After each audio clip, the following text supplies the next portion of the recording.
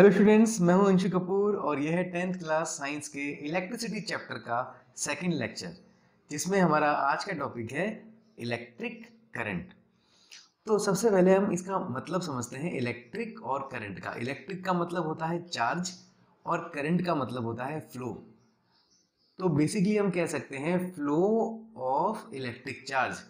Current का मतलब हम लिखते हैं फ्लो और इलेक्ट्रिक का मतलब हम लिखते हैं चार्ज। तो basically flow of electric charge is considered as a electric current. Okay, तो डेफिनेशन हम देखते हैं। An electric current is defined as the ordered motion of electric charge. तो ordered motion of electric charge ही electric current की definition होती है। अच्छा, जैसे वाटर के फ्लो को हम बोलते हैं वाटर करंट, एयर के फ्लो को हम बोलते हैं एयर करंट। सिमिलरली चार्ज के फ्लो को हम बोलते हैं इलेक्ट्रिक करंट। अब क्वांटिटेटिवली इसकी डेफिनेशन क्या बनती है, देखिए। तो क्वांटिटेटिवली समझने के लिए हम एक कंडक्टर लेते हैं।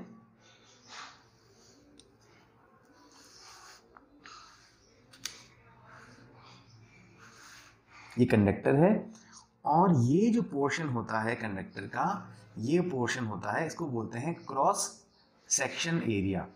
Cross section area. देखिए, अगर ये आप पेन देख पा रहे हैं, तो अगर मैं इसको यहाँ से कट करूँ, यहाँ से कट करूँ, तो ये जो पीस आपको दिख रहा है, ये जो एरिया आपको दिख रहा है, ये जो एरिया है, इसी को हम बोलते हैं क्रॉस सेक्शन एरिया। वैसे ही जो ये एरिया आपको दिख रहा है, इसको हम बोलते हैं क्रॉस सेक्शन एरिया। तो ये कंडक्टर है।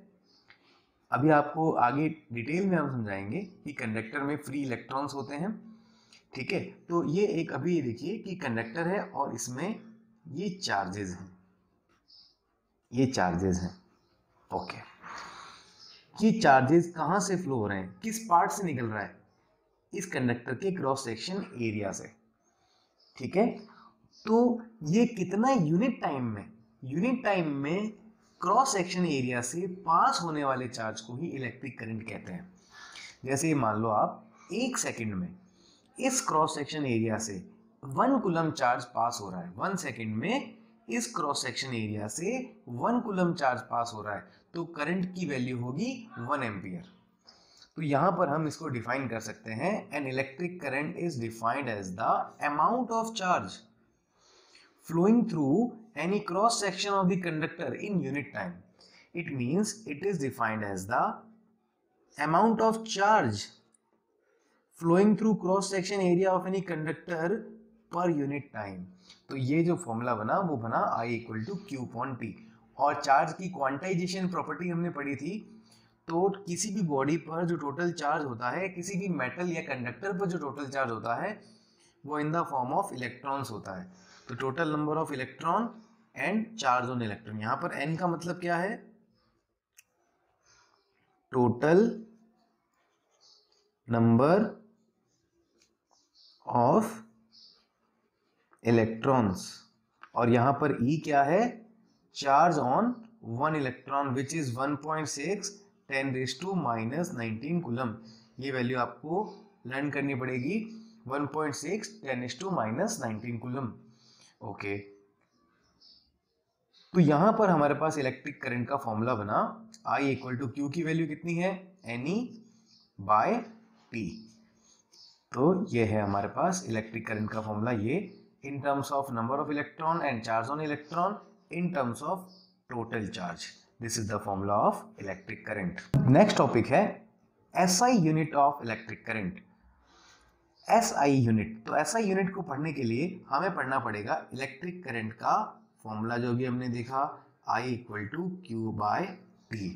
तो यहाँ पर Q की यूनिट क्या होती है, Q मतलब चार्ज, और चार्ज की यूनिट क्या होती है, कूलम। और यहाँ पर T क्या है, T मतलब टाइम, और टाइम की यूनिट क्या होती है, सेकंड। ओके, तो यहाँ पर क्या बनी,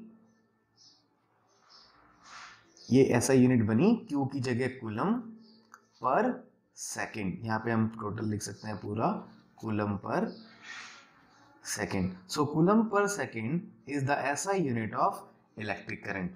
और हम इसी यूनिट को इक्वल कर सकते हैं एम्पियर के, in the honour of scientist Andre ampere.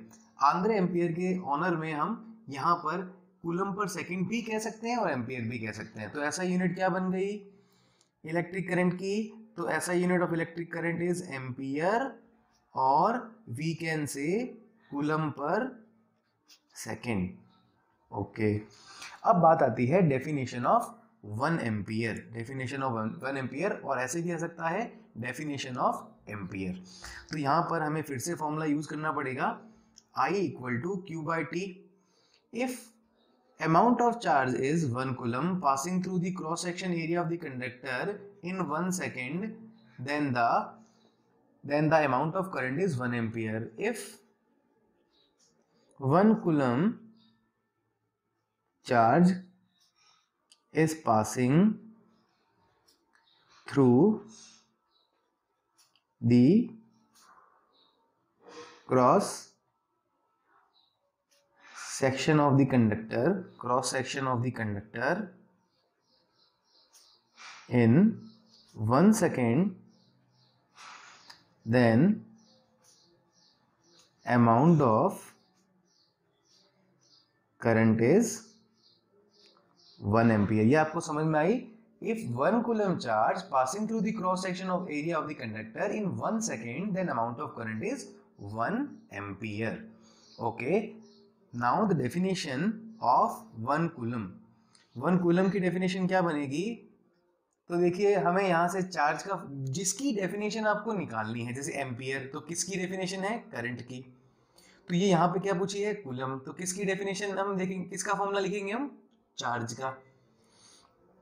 तो करंट का फॉर्मूला क्या होता है? I equals to Q by T. तो यहाँ से चार्ज का फॉर्मूला हमारे पास क्या बनेगा? Q equals to, cross multiplication कीजिए, Q equals to I into P। तो यहाँ पर हम 1 कूलम चार्ज को डिफाइन कर सकते हैं। अगर अमाउंट ऑफ करंट 1 एम्पियर हो और टाइम की वैल्यू 1 सेकेंड हो, तो चार्ज कितना होगा? 1 कूलम। 1 I भी 1 है, T भी 1 है, 1 इंटू 1 इज 1। तो कूलम की वैल्यू, चार्ज की वैल्यू भी कितनी होगी? 1 कूलम। तो चार्ज इक्वल टू 1 कूलम। तो यहाँ पर हम डिफाइन करते हैं, if amount of current flowing through the conductor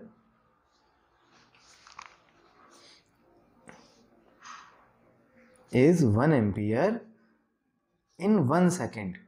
1 ampere कितने सेकंड में फ्लो हो रहा है? 1 second. Then amount of charge is 1 coulomb। amount of charge is 1 coulomb। Okay, तो अब नेक्स्ट टॉपिक आता है smaller units of electric current या other unit of electric current. तो कई बार हमारे पास न्यूमेरिकल्स आते हैं और न्यूमेरिकल के अंदर हमें इस तरह के सिंबल लिखे होते हैं कि करंट की वैल्यू है 1 माइक्रो एम्पियर। तो ये बात हमें ध्यान रखनी है कि जब भी इस तरह का सिंबल हमारे न्यूमेरिकल में आता है, तो इस सिंबल का मतलब होता है माइक्रो, और इसका मतलब होता है 10⁻⁻⁶। जैसे 1 माइक्रो एम्पियर आया तो हम क्या लिखेंगे? 1 मल्टीप्लाई माइक्रो की जगह क्या लिखेंगे? 10⁻⁻⁶ और आगे एम्पियर। उसी तरह अगर हमारे न्यूमेरिकल में आता है 2 माइक्रो एम्पियर, तो हम यहाँ पर 2 मल्टीप्लाई 10⁻⁻⁶ एम्पियर कर देंगे। उसी तरह से अगर हमें एक सिंबल दिखता है m का, तो m का मतलब होता है मिली। एक बात ध्यान दीजिए, करंट की वैल्यू 1 एम्पियर 2 एम्पियर बहुत ज़्यादा वैल्यू की होती है। हमारे जो एयर कंडीशनर होते हैं और जो हैवी मशीन्स होती हैं, उनके अंदर 1 एम्पियर 2 एम्पियर का करंट फ्लो होता है, ठीक है, which is very dangerous to us. जो डिजिटल सर्किट होते हैं, जैसे हमारे मोबाइल हैं, लैपटॉप हैं, इसके अंदर करंट मिली एम्पियर में फ्लो होती है, ठीक है। और छोटे डिवाइसेस होते हैं, टॉर्च वगैरह डिजिटल, उसमें मिली एम्पियर से भी कम कुछ माइक्रो एम्पियर तक फ्लो होती है करंट। तो ये जो m आएगा, तो ये मिली है सिंबल, और इसकी जगह आप लिखेंगे 10⁻³ अगर आपके पास n आ गया तो n का मतलब है नैनो और इसका मतलब होता है 10⁻⁹। तो बस इतना आपको याद रखें तो बहुत है। तो जैसे आपके पास कभी न्यूमेरिकल में आ जाए 10 मिली एम्पियर तो आप क्या लिखेंगे 10 मल्टीप्लाई 10⁻³ इंटू एम्पियर। उसी तरह से आ जाए 5 नैनो एम्पियर तो आप 5 मल्टीप्लाई 10⁻⁹ कर देंगे यहाँ पर और मल्टीप्लाई में एम्पियर। तो अब नेक्स्ट पार्ट आता है direction of electric current which is very complicated. थोड़ा सा आप ध्यान से देखिएगा, ये टॉपिक काफी कंफ्यूजिंग क्रिएट करता है ये। तो डायरेक्शन ऑफ इलेक्ट्रिक करंट की डायरेक्शन क्या होती है किसी इलेक्ट्रिक सर्किट में, किसी कंडक्टर में क्या होती है। तो उसके लिए आपको देखना पड़ेगा कि मेटल या कंडक्टर किस तरह का होता है। ये जो मैंने आपको बना रखा है, ये जो डायग्राम है, ये मेटल या कंडक्टर का डायग्राम बना रखा है। तो किसी मेटल या कंडक्टर किससे बने होते हैं, तो हर चीज एटम से मिलकर बनी होती है। ये हमने लास्ट लेक्चर में बात की थी। किसी एटम में जितना पॉजिटिव चार्ज होता है उतना ही नेगेटिव चार्ज होता है, जितना पॉजिटिव उतना ही नेगेटिव। पॉजिटिव क्या कहाँ चार्ज होता है, न्यूक्लियस में प्रोटॉन की फॉर्म में, और नेगेटिव कौन होता है, इलेक्ट्रॉन्स। तो ये देखिए अब होता क्या है कि कंडक्टर के अंदर जो इलेक्ट्रॉन्स होते हैं वो लूजली बाउंड होते हैं, इसलिए वो इस पॉजिटिव से ज्यादा बॉन्ड से या ज्यादा फोर्स से बंधे हुए नहीं होते हैं, तो लूजली बाउंड होते हैं। तो हम कह सकते हैं ये इलेक्ट्रॉन जो होते हैं फ्री होते हैं और यही मोशन करते हैं। पॉजिटिव चार्ज मोशन नहीं करता है। क्यों नहीं करता है, क्योंकि पॉजिटिव चार्ज का मास बहुत ज्यादा होता है। पॉजिटिव चार्ज पार्टिकल्स होते हैं प्रोटॉन, जिनका मास इलेक्ट्रॉन की कंपैरिजन में 1837 टाइम्स ज्यादा होता है। 1837 टाइम्स ज्यादा होता है। किसका मास, प्रोटॉन का मास इलेक्ट्रॉन के मास से। तो इलेक्ट्रॉन हो गए बहुत हल्के और प्रोटॉन हो गए बहुत भारी। तो मोशन कौन करता है, हल्का या भारी, हल्का। इसलिए कंडक्टर में, मेटल में कौन मोशन करता है, इलेक्ट्रॉन मोशन करता है। और पॉजिटिव आयंस स्टेशनरी स्टेट में रहते हैं, रुके हुए रहते हैं। ठीक है। तो अब बात ये आती है कि हमारे जो साइंटिस्ट थे उन्होंने इनिशियली उन्हें ये लगा कि जो चार्ज होता है वो पॉजिटिव चार्ज फ्लो होता है, और उन्होंने डिफाइन किया कि पॉजिटिव चार्ज के फ्लो को ही, की डायरेक्शन को ही हम करंट कहते हैं। इसलिए हमने इसको बोला कन्वेंशनल करंट। कन्वेंशनल का मतलब क्या होता है, कन्वेंशनल का मतलब होता है पारंपरिक। पारंपरिक जो हम बहुत पहले से यूज करते आ रहे हैं उसको बोलते हैं कन्वेंशनल। तो जो साइंटिस्ट थे पुराने, उनको ये लगा कि जो कंडक्टर में चार्ज फ्लो होता है वो पॉजिटिव चार्ज के कारण फ्लो होता है, जो ये करंट फ्लो होता है वो पॉजिटिव चार्ज के कारण फ्लो होता है। तो उनको ये लगा कि पॉजिटिव चार्ज जिस डायरेक्शन में फ्लो होते हैं इलेक्ट्रिक करंट भी उसी डायरेक्शन में फ्लो होती है। लेकिन जब बाद में 1900 के आसपास जब साइंटिस्ट ने डिस्कवरी की तो उनको पता लगा कि कंडक्टर में तो जो चार्ज कैरियर्स होते हैं, जो चार्ज कैरियर्स चार्ज को लेके जाते हैं, जैसे वो इलेक्ट्रॉन होते हैं। कंडक्टर में तो चार्ज इलेक्ट्रॉन के कारण फ्लो होता है। तो उन्होंने कहा अच्छा, कंडक्टर के कारण चार्ज इलेक्ट्रॉन के कारण फ्लो होता है, तो इलेक्ट्रॉन के फ्लो को बोला इलेक्ट्रॉन करंट। जब लेकिन एक बात ध्यान देना, इलेक्ट्रॉन की डायरेक्ट मोशन की डायरेक्शन पॉजिटिव चार्ज के मोशन की डायरेक्शन की अपोजिट होती है। इसका एक एग्जांपल आपको देता हूं कि यहाँ पर देखिए एक बैटरी है या सेल मान लेते हैं, सेल है। तो ये सेल का क्या है, पॉजिटिव, ये क्या है, नेगेटिव। अब मान लो यहाँ पर इलेक्ट्रॉन है, यहाँ पर पॉजिटिव आयन है। ठीक है। अब हम इस समय ये मानते हैं कि पॉजिटिव चार्ज भी मूव करता है और इलेक्ट्रॉन भी मूव करता है। अब बताइए ये नेगेटिव है, नेगेटिव किससे अट्रैक्ट होता है, पॉजिटिव से। तो इलेक्ट्रॉन तो पॉजिटिव की ओर जाएगा और पॉजिटिव से क्या होता है, रिपेल, तो ये दूर जाएगा। इसका मतलब पॉजिटिव आयन और इलेक्ट्रॉन एक दूसरे के अपोजिट मूव करते हैं। ठीक है। तो पुराने साइंटिस्ट के अकॉर्डिंग चार्ज कैसे फ्लो होता है, पॉजिटिव चार्ज की डायरेक्शन में ही इलेक्ट्रिक करंट फ्लो होता है। और अभी हमारी रिसेंट डिस्कवरी जो हुई उसमें पता लगा कि इलेक्ट्रॉन की फ्लो की डायरेक्शन में ही इलेक्ट्रिक करंट होता है, क्योंकि इलेक्ट्रिक करंट इलेक्ट्रॉन की फ्लो की डायरेक्शन में होता है। लेकिन हम क्या करते हैं, अब आपको ये बात याद रखनी है कि हम जो भी इलेक्ट्रिक सर्किट बनाएंगे उसमें कन्वेंशनल करंट को ही की डायरेक्शन ही रिप्रेजेंट करेंगे। जैसे हम कोई सर्किट बनाते हैं, ये सर्किट हमने बनाया, ये बल्ब है, ये की है और ये एक सेल है, इस तरह से एक सर्किट बनाया हमने। तो हमें करंट ये लेना है। अब पॉजिटिव चार्ज होता तो कहाँ फ्लो होता? पॉजिटिव चार्ज प्लस से रिपेल होता तो ऊपर जाता और नेगेटिव से अट्रैक्ट होता। तो पॉजिटिव चार्ज की डायरेक्शन को ही हमें लेना है। अभी कभी किसी भी सर्किट में आपको करंट की डायरेक्शन दिखानी है तो पॉजिटिव चार्ज के फ्लो को ही दिखाना है। तो पॉजिटिव चार्ज के फ्लो की डायरेक्शन को बोलते हैं कन्वेंशनल करंट की डायरेक्शन। तो हमें हमेशा सर्किट में कन्वेंशनल करंट ही लेना है। अब आप कहेंगे सर चार्ज तो इलेक्ट्रॉन के कारण फ्लो हो रहा है, या करंट तो इलेक्ट्रॉन के कारण बनता है और आप ले रहे हो पॉजिटिव चार्ज की डायरेक्शन। तो अभी बात ध्यान रखो कि इलेक्ट्रॉन के फ्लो के कारण जो करंट प्रोड्यूस होता है और पॉजिटिव चार्ज के कारण जो करंट प्रोड्यूस होता है वो सेम इफेक्ट होता है। जैसे अगर एक नेगेटिव चार्ज इधर जाता है, इसका सेम इफेक्ट ये पड़ता है कि पॉजिटिव चार्ज इधर गया। ठीक है, ये बात आपको याद रखना। तो आपको क्या बात याद रखनी है कि इलेक्ट्रिक करंट हमेशा बैटरी के पॉजिटिव टर्मिनल से नेगेटिव टर्मिनल की ओर फ्लो होता है, और ये जो डायरेक्शन होती है वो पॉजिटिव चार्ज की फ्लो की डायरेक्शन होती है। इसी को कन्वेंशनल करंट कहते हैं। इलेक्ट्रॉन की डायरेक्शन, इलेक्ट्रॉन की मोशन की डायरेक्शन कन्वेंशनल करंट की डायरेक्शन के अपोजिट होती है। The direction of electric current in a conductor or a wire is just opposite to the direction of flow of electrons in the conductor or the wire। ये बात आपको समझ में आई? जो इलेक्ट्रिक करंट की डायरेक्शन होती है वो इलेक्ट्रॉन के अपोजिट होती है, क्योंकि इलेक्ट्रिक करंट की डायरेक्शन किसकी डायरेक्शन के अकॉर्डिंग होती है? पॉजिटिव। तो पॉजिटिव चार्ज ही इलेक्ट्रिक करंट है, तो इलेक्ट्रॉन पॉजिटिव चार्ज के अपोजिट फ्लो होते हैं, तो इसका मतलब इलेक्ट्रॉन के फ्लो की डायरेक्शन इलेक्ट्रिक करंट की डायरेक्शन के अपोजिट होती है। तो हमें हमेशा ये बात ध्यान रखनी है, we have to be taken the conventional current in circuit. Conventional current कहाँ से कहाँ फ्लो होती है? पॉजिटिव से नेगेटिव। तो आपसे कोई पूछेगा कि करंट कहाँ से कहाँ फ्लो होती है, तो आप क्या बताएंगे? पॉजिटिव से नेगेटिव। याद रखना, पॉजिटिव से नेगेटिव। तो अब नेक्स्ट बात आती है कि इलेक्ट्रिक करंट एक वेक्टर क्वांटिटी होती है या स्केलर क्वांटिटी। तो आंसर है electric current is a scalar quantity. क्यों स्केलर क्वांटिटी होती है?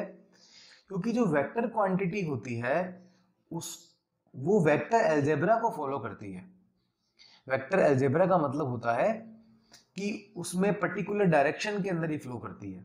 मतलब हम एक बात कह सकते हैं, जैसे मान लीजिए इलेक्ट्रिक करंट क्या होती है, जैसे ये मान लीजिए ये 1 एम्पियर करंट फ्लो हो रही है, ठीक है, ये 1 एम्पियर करंट फ्लो हो रही है। अब हमने आगे दो पार्ट दे दिए, दो वायर निकाल दी, यहाँ से दो पार्टीशन कर दिया। तो यहाँ पर क्या होगा, अगर सेम रेजिस्टेंस है दोनों में, तो यहाँ पर 0.5 एम्पियर करंट फ्लो होगी और यहाँ भी 0.5। देखो 1 एम्पियर कितने पार्ट में डिवाइड होगी? दो पार्ट में। तो यहाँ पर तो एक डायरेक्शन थी इलेक्ट्रिक करंट की, ठीक है, पर्टिकुलर इस डायरेक्शन में, लेकिन यहाँ डायरेक्शन रही क्या?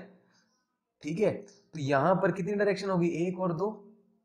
तो एक पर्टिकुलर डायरेक्शन हुई क्या? नहीं हुई।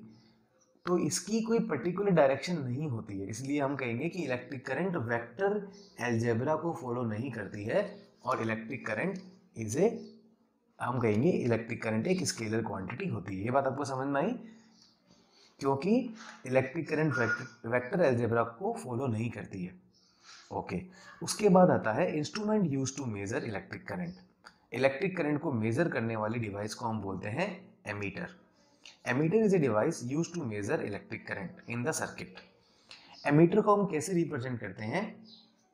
इस तरह से एक सर्किल बनाते हैं, उसके अंदर ए लिखते हैं, एक पॉजिटिव टर्मिनल होता है, एक नेगेटिव टर्मिनल होता है, दो टर्मिनल होते हैं इसके, ठीक है। अमीटर करता क्या है? इसके अंदर एक नीडल होती है, नीडल जैसे ही सर्किट में इलेक्ट्रिक करंट फ्लो होती है, नीडल इस तरह से डिफ्लेक्ट करती है ऐसे, और उस पर नंबर्स लिखे हुए होते हैं, तो जिस नंबर के आगे आई तो हमें करंट का मेजरमेंट हम कर सकते हैं, ठीक है। तो हम ये बात ध्यान रखेंगे कि अमीटर के पॉजिटिव टर्मिनल को हमें बैटरी या सेल के पॉजिटिव टर्मिनल से जोड़ना चाहिए, और अमीटर के नेगेटिव टर्मिनल को बैटरी या सेल के नेगेटिव टर्मिनल से हमें जोड़ना चाहिए। Ammeter is represented as this. Ammeter is a low resistance device. इसका रेजिस्टेंस बहुत लो होता है। रेजिस्टेंस के बारे में हम आगे वाले चैप्टर्स में बात करेंगे, अभी आप ये जो पॉइंट्स हैं इनको फॉलो कीजिए। रेजिस्टेंस अभी नेक्स्ट लेक्चर में आएंगे तो आपको अच्छी तरह क्लियर हो जाएगा क्या होता है रेजिस्टेंस। कहने का मतलब जो करंट की फ्लो को रोकता है, अपोज करता है, वो रेजिस्टेंस होता है। तो कहने का मतलब अमीटर करंट की फ्लो को बहुत कम अपोज करता है। Okay, resistance of ideal ammeter is 0। Ideal ammeter का रेजिस्टेंस 0 होता है। अमीटर को हमेशा सर्किट में सीरीज में लगाया जाता है। ये पॉइंट आप याद रखना, ये एग्जाम में आता है। इसका रीजन आपको तब समझ में आएगा जब हम series and parallel combination of resistance पढ़ेंगे, लेकिन अभी आपको फिलहाल ये याद रखना है कि अमीटर को सर्किट में सीरीज में कनेक्ट करते हैं। कैसे कनेक्ट करते हैं, क्यों कनेक्ट करते हैं, ये आपको तब समझ में आएगा जब हम टॉपिक में पहुंचेंगे सीरीज एंड पैरेलल। तो आज का लेक्चर यही खत्म होता है। आगे इस लेक्चर में मैं असाइनमेंट वगैरह अपलोड कर दूंगा। नेक्स्ट लेक्चर में हम न्यूमेरिकल परफॉर्म करेंगे।